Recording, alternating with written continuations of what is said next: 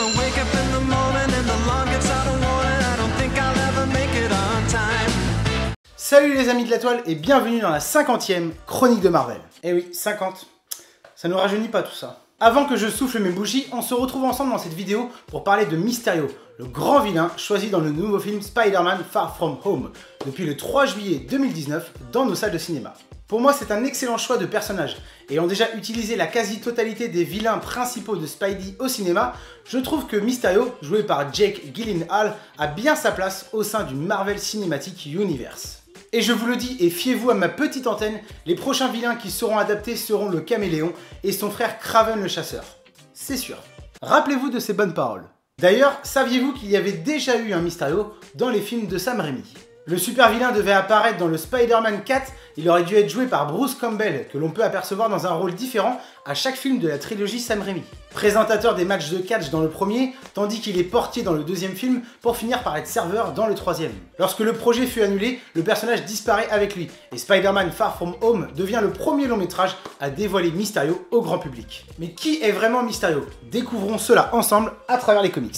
Même si au premier abord le dénommé Mysterio semble faire équipe avec Spider-Man dans Far From Home, à sa création en juin 1964 dans l'épisode 13 de la série Amazing Spider-Man, Mysterio fait face à l'homme araignée et l'affronte pour la toute première fois. Si le pseudonyme de ce nouveau méchant a ensuite été récupéré par plusieurs individus, c'est le dénommé Quentin Beck qui est le premier à l'utiliser, et c'est bien ce personnage qui est utilisé au sein du MCU. Mais pour ne citer que brièvement les deux autres, Daniel Beckhardt, un co-détenu de Mysterio qui prend son identité lorsque Beck veut se faire passer pour mort.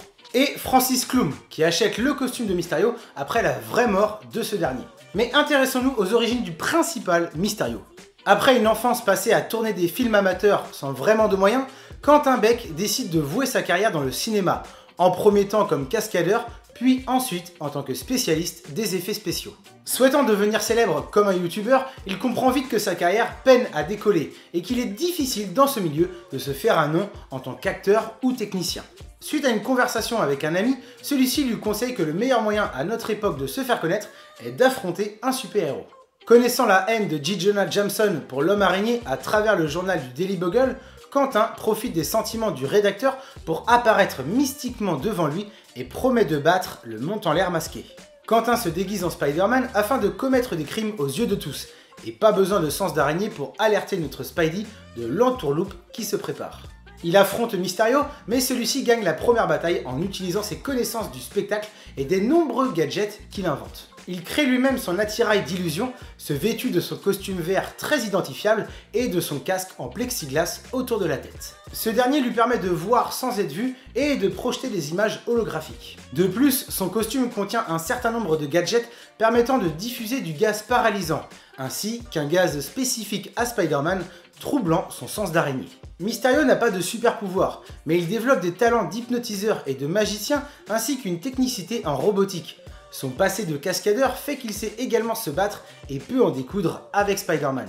Évidemment, notre tisseur finit par le vaincre lors de leur première rencontre, en comprenant les supercheries du metteur en scène. Il livre Quentin Beck à la police et en profite pour aller voir J. Jonah Jameson directement dans son bureau pour lui dire droit dans les yeux de se méfier des personnes suscitant de la haine contre lui. Et l'entoile pour l'accrocher au plafond de son bureau pour que ça lui serve de leçon. Mysterio, humilié, promet qu'à partir de ce jour, il consacrera sa vie à affronter le tisseur. C'est à partir de ce premier épisode que Mysterio devient un ennemi récurrent de Spider-Man. Car l'union fait la force, Mysterio rejoint ensuite les Sinister Six. Leur ultime but est de vaincre définitivement Spider-Man, mais évidemment notre homme araignée arrive à se déjouer de chaque attaque groupée de cette équipe de super vilains, qui reviendra maintes fois l'affronter. Mais Mysterio à lui seul peut donner du fil à retordre à Spider-Man. Mon premier contact avec ce vilain avait été dans le numéro 29 de chez Lug intitulé « La folie de Mysterio ». Ce personnage m'avait tout de suite fasciné et ne connaissant pas ses capacités à l'époque, j'avais été subjugué par les subterfuges qu'il utilisait pour attaquer Spider-Man, lui faisant croire qu'il avait réussi à le miniaturiser et enfermer dans une maquette de parc d'attractions. Alors qu'il avait utilisé un gaz hallucinogène pour contrer les pensées et le sens d'araignée du tisseur. En lui montrant la maquette du parc d'attractions précédemment, il avait agi sur le subconscient de Spidey pour lui faire croire qu'il l'avait bel et bien rétréci à une taille de figurine de jouet, à l'aide d'un canon réducteur. C'était excellent et c'est avec cette histoire que j'ai découvert Mysterio. Et forcément je ne peux que vous la conseiller car j'en garde un agréable souvenir. Cette histoire est disponible dans les intégrales de Spider-Man, celui de 1968, en Marvel Classic chez Panini Comics. Si vous ne la connaissez pas encore, je vous invite grandement à la découvrir. C'était la petite parenthèse nostalgique. Revenons maintenant à notre histoire. Bien évidemment, il y eut beaucoup d'autres histoires dans ces intégrales Marvel. Mais pour ne parler que de l'essentiel de ce super vilain, nous nous plongeons dès maintenant dans la saga du clone. Pour tous ceux n'ayant pas encore lu cette saga, elle ressort en omnibus ce 9 octobre 2019.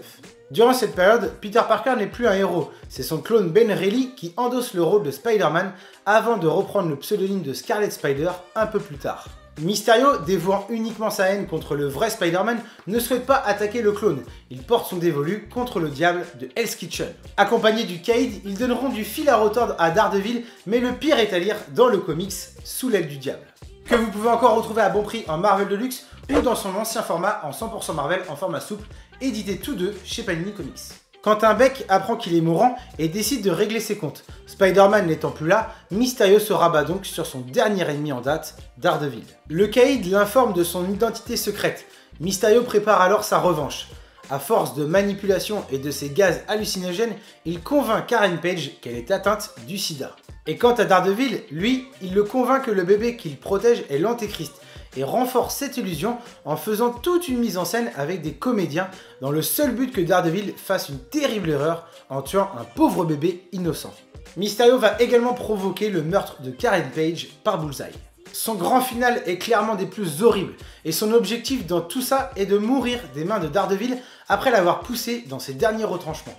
Daredevil le bat d'une autre manière, en lui faisant comprendre que sa grande œuvre n'est qu'une simple copie de tous ses autres crimes, et qu'il reste encore à ce jour qu'une pâle imitation d'un vrai vilain avec des capacités.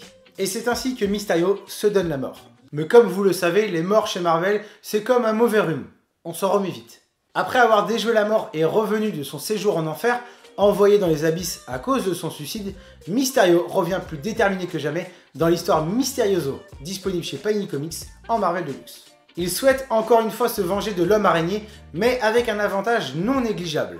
Désormais, il connaît son identité secrète depuis que Peter la dévoile pendant les événements de Civil War. Un avantage stratégique pour Quentin Beck qui organise toute une mission avec d'autres vilains afin de retourner la tête de Spider-Man, mais également de son alter ego Peter Parker dans sa vie privée.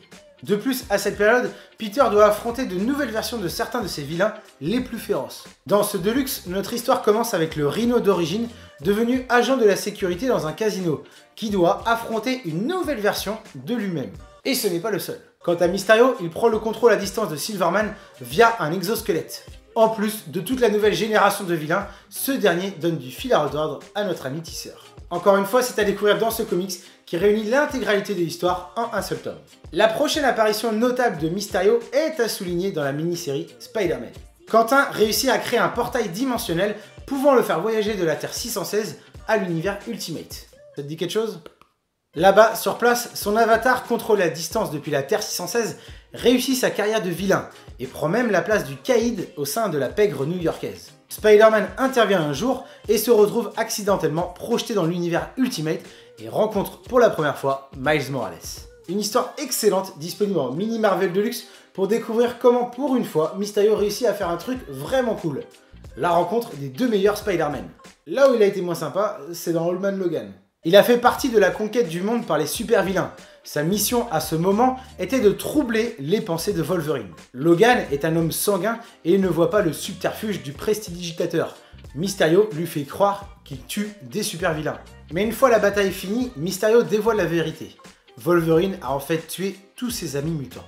Ce génocide suffit pour briser définitivement notre immortel Griffu qui décide d'abandonner et prendre sa retraite loin de toute vie héroïque et de tout problème. Pour moi, Mysterio est le seul à avoir réussi à briser notre Griffu indestructible. En conclusion, Mysterio est un personnage certes mystérieux, mais également très charismatique. Même s'il n'est pas le plus fort dans la grande gamme des vilains associés à Spider-Man, il n'en reste pas moins l'un de mes préférés avec le Dr Octopus, qui lui aussi n'est seulement qu'un humain, sans réelle faculté surdéveloppée. Mais dans leur approche de faire le mal, je trouve qu'il y a une part de désespoir qui m'interpelle, sur le fait que Mysterio ou le Dr Octopus ne sont finalement que des némésis de Spider-Man, sans la perte d'un oncle cher. D'ailleurs, nous pouvons apprécier cette approche avec Doc Ock à sa période supérieure Spider-Man, et personnellement, je pense que c'est la même chose pour Mysterio. Voilà pourquoi j'adore ce personnage.